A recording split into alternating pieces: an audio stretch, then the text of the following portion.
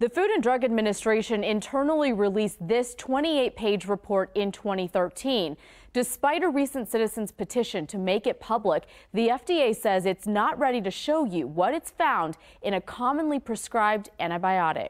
Chris Butler's scars from tendon surgery you wouldn't notice are a constant reminder of the past decade. 4 in total. Butler only recently made the connection between his tendon tears and an antibiotic 5 different doctors prescribed him over 10 years, despite an FDA black box warning for doctors against Levaquin. Every time I was given Levaquin, it was for a sinus infection. That was it. Never.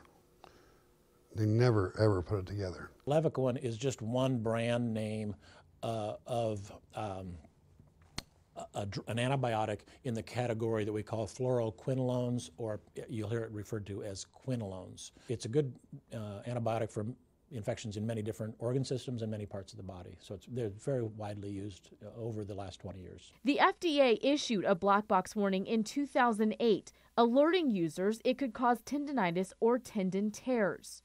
But in 2013, this FDA report went one step further, possibly linking quinolones to mitochondrial toxicity.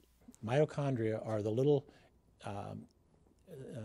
organs inside each cell that are basically the power plant that generates the cell. The FDA memo reported quinolones can affect those cells, leading to diseases like Parkinson's, ALS, and Alzheimer's, and that peripheral neuropathy is an identified risk with the fluoroquinolones, neurological disorders that are now on warning labels and are all too familiar to Butler.